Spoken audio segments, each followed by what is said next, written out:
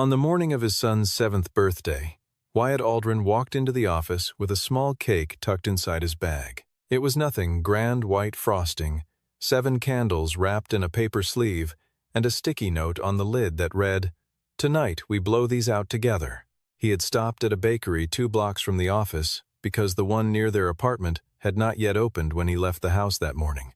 He had stood at the counter and pointed to the smallest cake they had, the one with the plain white frosting and no decoration, because Levi had once said he liked the plain ones best, and Wyatt had not forgotten that. He had not asked for the afternoon off yet. He was going to do it quietly, the way he did most things. Slip away at 3, pick Levi up, make it home before the light went soft. That was the entire plan. That was all he needed. Instead, there was a white envelope sitting in the center of his desk.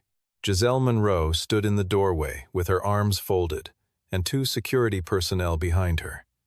She did not sit down. She did not offer any preamble. She looked at him the way someone looks at a problem they have already solved, and she said, "I think you know why. Clear your things. You have 15 minutes." Wyatt did not raise his voice. He did not reach for the envelope. He looked at her for a long moment, steady, unhurried, and then he reached into his bag and set the small birthday cake on the corner of his desk. He picked up his personal bag. He nodded once, and then he walked out. What no one in that room understood, not Giselle, not the 2 men behind her, not the colleagues watching through the glass partition, was why he was smiling. It was a small smile, private, the kind that does not belong to the moment in which it appears, but to a moment much further ahead. 90 days later, every single one of them would understand exactly what that smile meant. Wyatt Aldrin had not always worked in operations. 3 years before that morning, he had held a different kind of title, Senior Strategic Advisor, reporting directly to the founder and chairman of Nexara Group, a man named Joseph Harmon. Harmon had built the company over 2 decades from a regional freight business into a logistics and distribution network that moved product across 14 states and cleared $1.2 billion in annual revenue. He was not flashy. He was not often quoted in magazines. He simply understood how money moved and how people moved it, and he had built something lasting because of that understanding. Wyatt had come up under Harmon's eye, the way certain people come up not through favoritism, but through proximity to someone who recognized how a particular mind worked. He could look at a set of financial projections and see not what they said, but what they were hiding. He could walk a warehouse floor for 20 minutes and tell you exactly where the inefficiency lived. Harmon used to say that Wyatt saw corners where other people only saw walls. Then Wyatt's wife died. A car accident on a Tuesday in November, 3 years before the morning with the envelope. She was 31 years old. Levi was 4. Everything that had been the shape of their life together suddenly had a hole in the center of it. And the only thing Wyatt knew with certainty was that he needed to be present, not traveling, not in conference rooms in other cities. Present, in the same house as his son, close enough to hear him if he woke up scared in the middle of the night. So, Wyatt stepped back. He asked Harmon for a lateral transfer director of internal operations, a position with predictable hours, no overnight travel, and a clear enough scope that he could do the work well without it consuming everything else. Harmon had looked at him for a long time before agreeing. He said, "This is temporary, Wyatt. You know that." Wyatt had not answered. He was not sure he believed it. He had been in that role for 3 years when Joseph Harmon semi-retired and the board brought in Giselle Monroe. Nexara was profitable, but not growing fast enough for certain board members who had been watching the expansion moves of competitors with growing impatience. They wanted new energy. They wanted someone who moved quickly and spoke the language of aggressive restructuring. Giselle had spent the previous 8 years running a regional subsidiary of a much larger logistics conglomerate, and she interviewed very well. The vote was 6-3. Harmon had been one of the 3. Wyatt noticed the change within the first few months. Budget lines that had been stable for years were suddenly reclassified. External consulting fees began appearing in quarterly reports, large ones, attached to firm names he had never encountered in any industry context. A contract renewal for the Northern Logistics Division, a piece of the business that accounted for nearly 30% of total operating revenue, was moved from the standard procurement process to a direct negotiation handled exclusively by Giselle's office. He asked questions. He got answers that answered nothing. He asked again, in writing. The written response came from Giselle's chief of staff and cited ongoing strategic review as the reason for the changes. It was the kind of language that meant, stop asking. 2 weeks before Levi's birthday, Wyatt compiled everything he had observed into a formal internal report. He did not route it through Giselle. He sent it directly to the board's independent audit committee, which was his right under the company's governance charter. The report was 41 pages. It documented irregular cash flow patterns over 14 months, consulting expenditures with no corresponding deliverables on file, and a proposed divestiture of the Northern Logistics Division to an entity whose ownership structure he had not been able to fully verify through public records. The report disappeared. That was the word Charlotte Voss used when she slipped the folded note into his hand in the hallway on the morning he was fired. Not lost. Disappeared. He sat in his car in the parking structure for 3 minutes after walking out. The engine was off. The small birthday cake was on the passenger seat. He unfolded Charlotte's note and read the single line written in her careful, even handwriting. The report wasn't lost. It was redirected. Be careful. He folded the note and put it in his jacket pocket. He looked at the cake, then he picked up his phone and called home. The woman who watched Levi during the day answered on the second ring. Levi was napping, she said. Wyatt asked her to tell him that his father would be home early, that tonight was still his birthday, that they were still blowing out the candles. He started the car. He did not feel broken. He felt something else, a clarity that arrives sometimes when the last thing holding you in place is suddenly removed. He was no longer bound by an employment agreement. He was no longer required to route his concerns through internal channels. He had a copy of his report saved on a personal encrypted drive because he had not survived 3 years as a single father without learning to keep backups of the things that mattered. He knew exactly what he was looking at. He knew exactly who could do something about it. And for the first time in a very long time, he had nothing but time. That evening, Levi sat at the kitchen table in front of 7 candles. His face lit gold in the small, warm glow, and he squinted his eyes the way children do when they are thinking very hard about a wish. Wyatt took a photograph. The shutter sound was the quietest thing in the apartment. Then Levi blew, and 6 of the 7 candles went out, and he laughed at the one still burning and blew again, harder, and got it. They ate cake at the kitchen table. Levi talked about a game he had invented at school involving a rope and a set of rules that changed every few minutes. Wyatt listened. When the plates were cleared, Levi rested his chin on his hands and looked at his father with the particular directness that 7-year-olds sometimes have, the kind that has not yet learned to look away from difficult things. Did something happen today, Dad? Wyatt was quiet for a moment. He had considered what to say on the drive home, turning the words over. He had decided, somewhere on the highway, that he would not lie to his son about things that were real. I lost my job today, he said. Levi considered this seriously. So what are you going to do now? I'm going to do something I should have done a long time ago. Levi seemed to accept this. He looked at the remaining slice of cake, then back at his father. Will it take a long time? Maybe 90 days, Wyatt said. He did not know, in that moment, where that number came from. It simply arrived. After Levi was asleep, Wyatt sat at the kitchen table with his laptop and a glass of water. He opened the encrypted drive. He opened the report. He read through it again slowly, not because he had forgotten anything, but because he needed to see it all at once, the full shape of what Giselle Monroe had been building inside the company that Joseph Harmon had spent 20 years constructing. The Northern Division divestiture was the center of it. The deal, as structured, would sell that division for $140 million to an entity called Vantage Capital Partners, LLC, registered in Delaware, whose listed principals were 2 attorneys, with no traceable background in logistics or distribution. Wyatt had spent 3 evenings with public records databases before filing his report.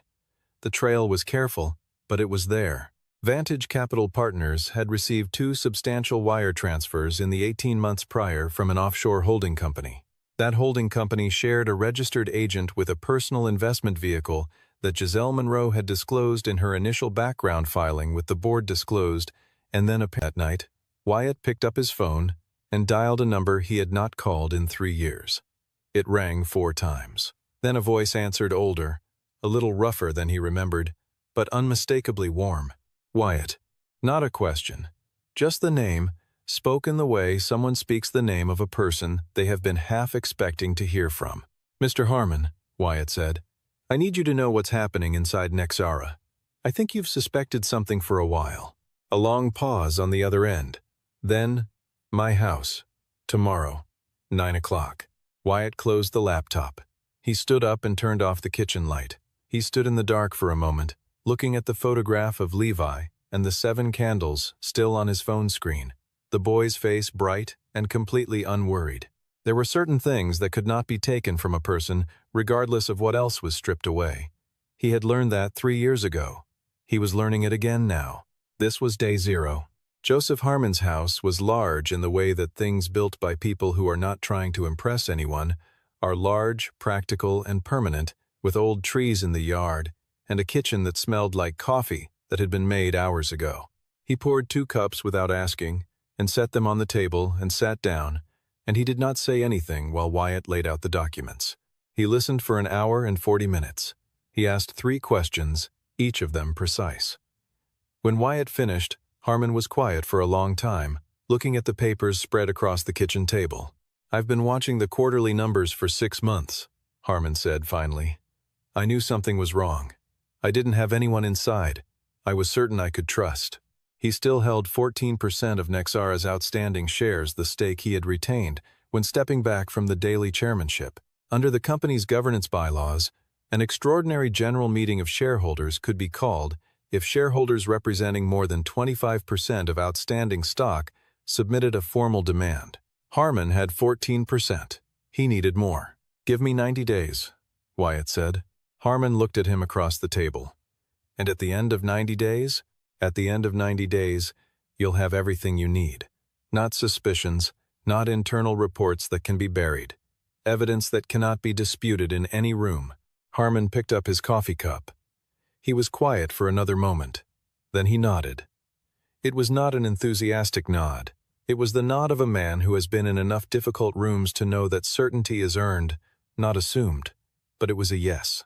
11% of Nexara's shares were held by Sebastian Cross, a private investor who had been one of the company's earliest outside backers and who had watched the Giselle Monroe era with increasing unease. He was not a man who moved quickly.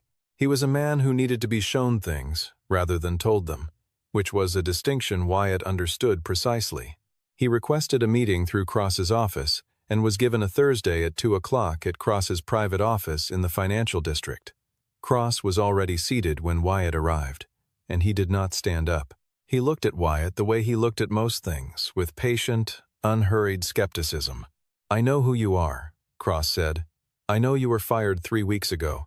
So tell me why I should treat anything you say as something other than the grievance of a terminated employee. Wyatt did not argue with the framing. He set a document on the desk, not the full 41-page report, but a 23-page financial analysis he had rebuilt from scratch, using only information available in Nexara's public filings, cross-referenced against public corporate registry data. He had spent 2 weeks on it.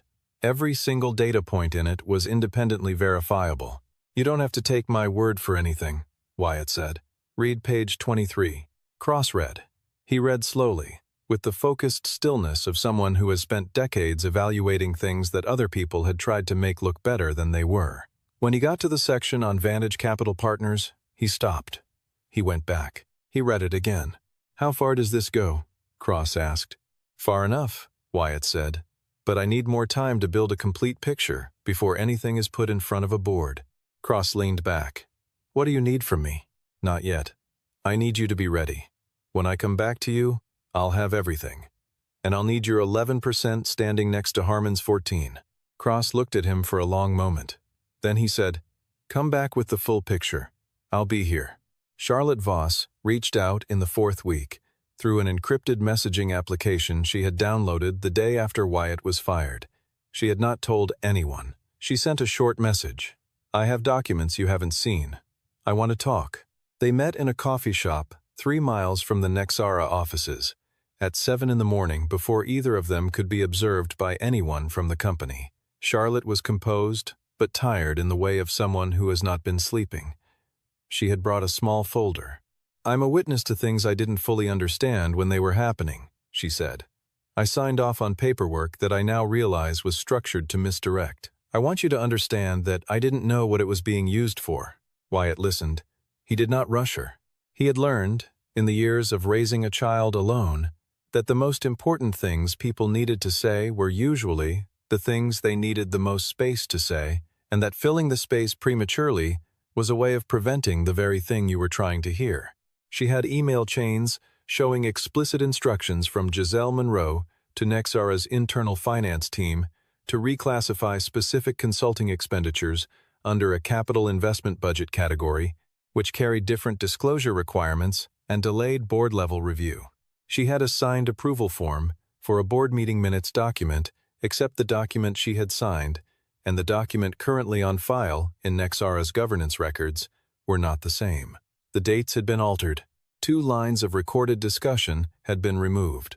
The version on file indicated board awareness and tacit approval of the preliminary divestiture terms.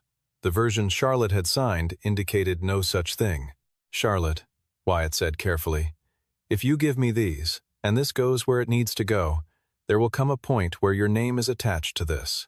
I can't protect you from the professional consequences of that. I can tell you that the legal exposure for you is minimal. You didn't act with intent. But I won't make you a promise I can't keep." Charlotte looked down at the folder. She was quiet for a long time. "I've worked in human resources for 16 years, she said finally. "I've handed people termination letters. I know exactly what it looks like when something is done to someone that isn't right." She slid the folder across the table. "I know what it looked like that morning with you." Wyatt took the folder. He did not say thank you immediately. He said, "What you're doing takes more than most people understand." "It takes exactly as much as it should," Charlotte said. By week 8, Wyatt had compiled a file that was no longer a report. It was a case. He brought it to Diana Marsh, an independent corporate attorney whom Harmon had worked with before the board's transition, and whose contract Giselle had quietly declined to renew in her first year. Diana was precise and unsentimental. She did not speculate. She did not frame things in terms of what might be true or what seemed likely. She framed things only in terms of what could be proven, what could be documented, and what would hold in a formal proceeding. She read through the full documentation over 2 days and then called Wyatt with her assessment. "The financial misclassification is a governance violation at minimum and potentially rises to securities fraud given the disclosure implications," she said. "The altered board minutes are a more serious problem. That's document fraud, and it directly implicates personal liability for the CEO. And the beneficial ownership connection to Vantage Capital Partners, if we can close the remaining gap in the ownership chain, constitutes self-dealing under the company charter, and likely under state corporate law as well. Can we close the gap? I have a firm I work with for forensic corporate registry analysis. Give me 2 more weeks." The gap was closed in week 10. The forensic analysis traced the beneficial ownership of the offshore holding company that had funded Vantage Capital Partners through 3 intermediary entities to a personal trust established in Giselle Monroe's name 4 years prior. The paper wall was real. It was also navigable if you had the right tools and enough time. Diana began preparing the formal demand for an extraordinary general meeting. She also made quiet contact with 2 independent board members, the 2 who had voted against Giselle's appointment in the original confirmation and who had remained unaligned in the months since. Neither of them committed to anything in writing, but neither of them pushed back. In week 10, Giselle Monroe summoned Charlotte Voss to her office. She had not directly asked about Wyatt before that point, which Charlotte had found more unsettling than if she had.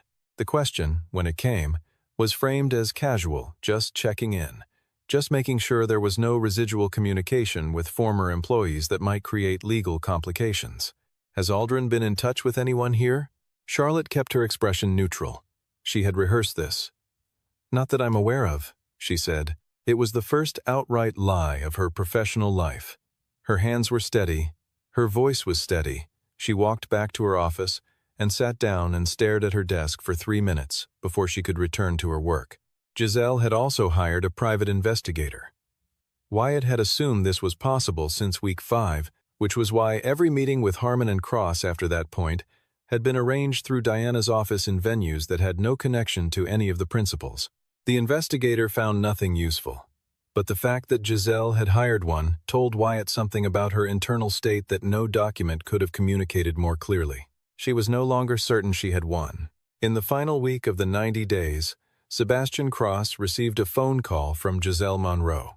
She was warm in a way she had not previously been with him, and she made an offer to purchase his entire 11% stake at a premium of 18 points above the current market valuation. It was a large number. It was the kind of number that was meant to make a person set aside whatever else they were thinking about. Cross listened politely. He said he would consider it. He ended the call and sent Wyatt a 2-sentence message. "She's offering to buy me out at a significant premium. She's panicking." Wyatt read the message and did not respond right away. He was sitting in his kitchen, Levi asleep down the hall, the apartment quiet. He thought about Giselle in her office, running the calculations that she was now forced to run, beginning to understand the dimensions of what was closing around her. He did not feel satisfaction about it. He felt something more like recognition, the specific, impersonal sense of watching a consequence arrive at the exact speed it was always going to arrive at. On day 87, Joseph Harmon, Sebastian Cross, and 2 independent board members signed the formal demand for an extraordinary general meeting of Nexara Group shareholders. Their combined holdings represented 34% of outstanding stock, 9 points above the threshold required under the company's governing documents. The demand was served on the board chair at 4:17 in the afternoon. Giselle Monroe received notification at 4:52. That evening, for the first time since she had handed Wyatt a termination letter on his son's birthday, Giselle Monroe could not sleep. The morning of the extraordinary general meeting, Wyatt stood in front of the mirror in his bedroom and put on a suit he had not worn in 3 years. It was the suit he had been wearing on the day Joseph Harmon had promoted him to senior advisor, charcoal gray, well-made, slightly loose across the shoulders now, because he was a bit leaner than he had been before everything changed. He adjusted the collar. He looked at himself for a moment, without any particular expression. He was not rehearsing what he was going to say. He already knew exactly what he was going to say, because the work of the last 90 days had already done the speaking for him. In the kitchen, Levi was eating cereal. He looked up when Wyatt came in. "You look different," Levi said. "Different how?" Levi thought about it. "Like you did something already, even though you haven't left yet." Wyatt poured coffee. He stood at the counter and drank it. "I'll be home by dinner," he said. The meeting was held in the 18th floor conference room of Nexara's headquarters tower, the same building from which Wyatt had been walked out 90 days earlier. The room could seat 42 people at the main table, with additional chairs along the wall. By 9:55, nearly all of those seats were filled. Board members, major shareholders, institutional investor representatives, legal counsel for multiple parties. The room had the particular texture of a space in which everyone present understood that something irreversible was about to happen, and no one yet knew exactly which direction it would fall. People spoke quietly to the person beside them. Water glasses were filled and left untouched. The air had the specific density of consequence held temporarily in suspension. Giselle Monroe sat at the head of the table in her capacity as sitting CEO. She was composed. She had prepared. Her legal team had filed a preliminary brief the day before, arguing that the demand for the meeting was procedurally flawed, that the documentation underlying it had been obtained improperly, and that the entire proceeding should be deferred pending an independent review. She was not going to make this easy. She had not become what she was by making things easy. Wyatt sat midway down the table beside Joseph Harmon and Diana Marsh. When Giselle looked at him, and she did look, briefly, once, as the room was settling, he met her eyes without any change in expression. He nodded. She looked away first. Giselle's lead attorney opened the session by lodging a formal objection. The demand, he argued, rested substantially on documents provided by a former employee who had been terminated for cause documents, whose provenance and chain of custody could not be certified, and whose disclosure, may have violated existing confidentiality. Kovno, he requested a 60-day deferral. Diana Marsh waited until he had finished completely. Then she responded in a tone that was entirely pleasant and entirely unbending. She cited 3 specific provisions of state corporate law governing shareholder rights in extraordinary general meetings. She cited 2 relevant court decisions. She noted that the confidentiality provisions referenced by opposing counsel contained an explicit carve-out standard in most employment agreements, exempting disclosures made in connection with the reporting of potential fraud or illegal conduct to appropriate parties. She observed that the preliminary brief filed the previous day contained a material misrepresentation regarding when Nexara's audit committee had formally acknowledged receipt of Wyatt's original internal report, and she set the correct date on the record. The objection was denied. The presentation of evidence proceeded in 3 layers. The way a sound building is constructed: foundation first, then structure, then everything that makes it permanent. The first layer was financial. An independent forensic accounting firm presented an analysis of 14 months of Nexara's cash flows, showing 37 instances in which consulting expenditures had been reclassified in ways that altered their disclosure timing and delayed board-level review. The aggregate amount involved was $11.4 million. The presentation was dry, precise, and completely incomprehensible to explain away. The second layer was documentary. Diana introduced the 2 versions of the board meeting minutes, the signed original from Charlotte Voss's files, and the version currently archived in Nexara's governance records. She placed them side by side on the display screen at the end of the room. The differences were highlighted. 2 passages of recorded discussion, deleted. The date of a preliminary agreement notation, changed by 19 days. A line attributing awareness to all board members present, added where none had existed.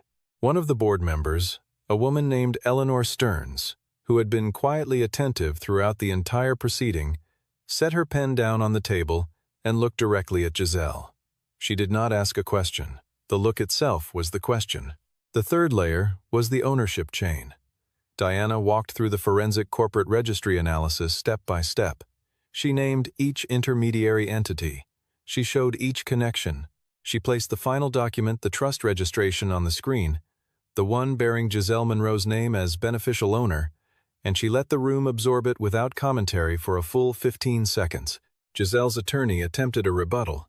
He argued that the beneficial ownership connections were circumstantial, that the divestiture had not yet been completed, that the preliminary negotiations were within the CEO's executive authority, that no final harm had occurred. He was thorough. He was well prepared. And he was arguing against a room in which every person present could read the document on the screen. Giselle spoke once in her own defense. Her voice did not waver. She looked around the table at the faces she had worked with and argued with and managed and occasionally outmaneuvered over the previous 18 months, and she said, "Every decision I made was within the scope of my authority as CEO. The people questioning those decisions include a man who does not hold any formal position within this company."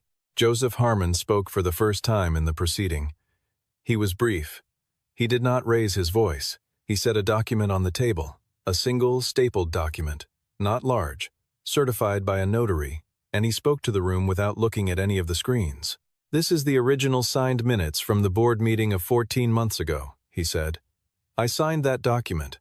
I was present for that meeting. The version currently in Nexara's governance archive is not the document I signed. I remember the meeting. I remember what we discussed. I remember specifically what was not discussed." He paused.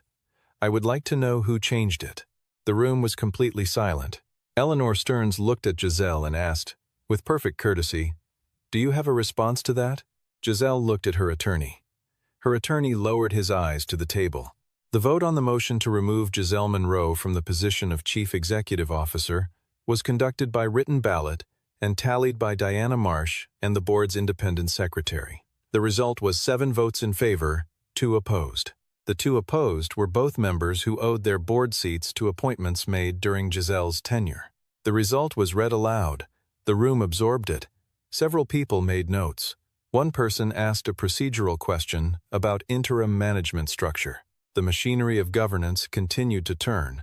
the way it always does, indifferent to the human temperature of the moment. Wyatt did not look at Giselle when the result was announced. He was looking at his own hands, which were flat on the table, which were perfectly still. Joseph Harmon rose and formally nominated Wyatt Aldrin to serve as interim chairman of the board for the period of stabilization and restructuring. Sebastian Cross immediately seconded the motion. 2 additional board members added their concurrence before any formal vote was called. The final tally was 8 in favor, 1 abstained. Giselle Monroe stood. She smoothed her jacket. She looked at Wyatt directly, without evasion, for what felt like a long time, but was probably 5 seconds. He met her eyes. There was nothing he wanted to communicate. There was nothing that needed to be said. She turned and walked to the door and opened it and left. And the door closed behind her, with the ordinary sound that doors make, neither dramatic nor quiet, just the sound of a thing that has been closed. Wyatt sat still for a moment longer. Around him, the room was beginning to shift into the lower key of practical conversation next steps, press statements, legal protocols. Diana was already on her phone. Harmon was speaking quietly with Sebastian Cross. The world was moving forward with the efficiency of people who have been waiting for a specific thing to happen, and who, now that it has happened, know exactly what to do next. Before he stood up, Wyatt looked down the row of chairs along the wall, where Charlotte Voss was seated. She had been invited as a formal witness, the only non-shareholder, non-counsel individual in the room. She was looking at him. She did not look relieved. She looked like someone who had made a decision and was sitting with the full weight of it. He walked over to her after the room had begun to clear. "Thank you, Charlotte. I just did what was right," she said. "That's the hardest thing in the world to do," Wyatt said. "Every single time." She nodded. They did not say anything else. There was nothing else that needed to be said. He left the building the same way he had 90 days earlier, through the main lobby, past the security desk, out through the glass doors and onto the sidewalk where the afternoon light was coming in low and flat. He stood there for a moment. The city moved around him. He took out his phone and sent one text message to the woman who was at home with Levi. "On my way. Tell him to pick what we have for dinner." He drove home through the late afternoon. He did not turn on the radio. Levi was at the kitchen table when he came in, working through a drawing that appeared to involve a very large dog and a series of geometric shapes whose function was unclear. He looked up when Wyatt appeared in the doorway. He studied his father's face with the quiet assessment that he had developed over 3 years of being the only other person in the house. "Did it work?" Levi asked. Wyatt put his keys on the counter. He began taking off his jacket. "Yes," he said. "It worked." "Did you win?" Wyatt hung the jacket over the back of a chair. He thought about the word, the thing it included, and the thing it left out. "Something like it," he said. Levi seemed to find this acceptable. He returned to his drawing. "Can we have pasta?" "We can have whatever you want." His phone had been buzzing in his pocket since he got in the car. Reporters, probably, board members, legal notifications, administrative emails beginning the process of transfer and restructuring that would take months to fully work through. He silenced it without looking at it and put it face down on the counter. Not tonight. All of that was real, and all of it would need to be attended to, but not before pasta, and not before Levi finished the drawing with the geometric shapes. He did look at it once, sometime after dinner, when Levi was in the bath and the kitchen was quiet. One message from an unknown number, a 10-digit number he did not recognize. The message 3 sentences long. It said, "I should have said this sooner. What you built here took more than I understood. Congratulations." He looked at it for a moment. He did not reply. He deleted the message and set the phone down and went to check on Levi. His first morning as interim chairman, Wyatt arrived at the Nexara building at 7:45. The lobby was mostly empty at that hour. A few early arriving staff, the building maintenance team finishing their rounds, the overnight security guard handing off to the day shift. The day shift guard was the same man who had stood behind Giselle Monroe 90 days earlier, who had been part of the formal escort out of the building.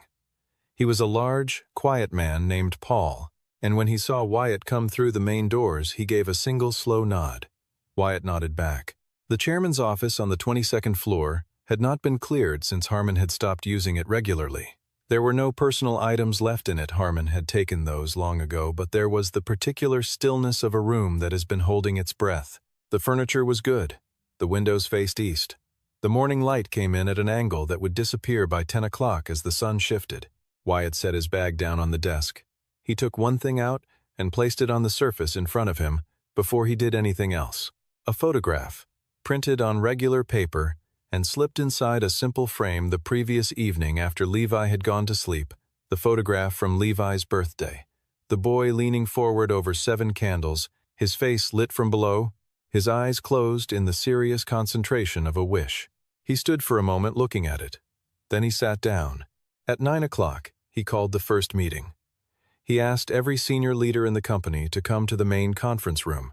When they were seated, some of them guarded, some of them visibly uncertain, all of them waiting to understand who this man was now and what he intended.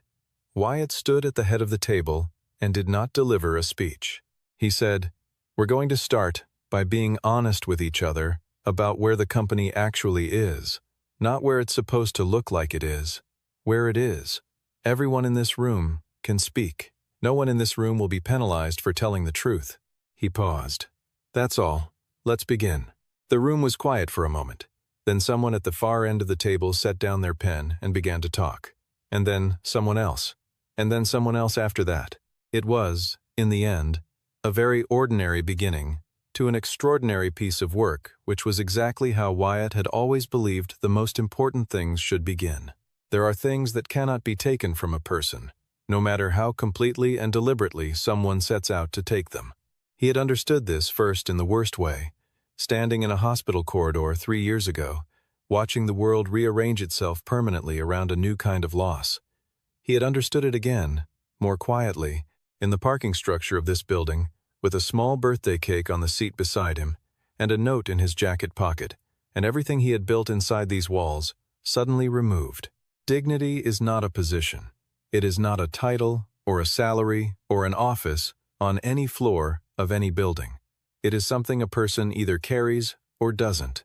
It cannot be granted by a board vote, and it cannot be revoked by a white envelope on a desk. Wyatt had carried his out the door on the morning of his son's 7th birthday, tucked inside a smile that no one in that room had been able to read. He had carried it through 90 days of quiet, methodical, unhurried work. He had carried it into a room full of people and set it down on a table in the form of evidence, and he had let the evidence do what evidence does when it is real.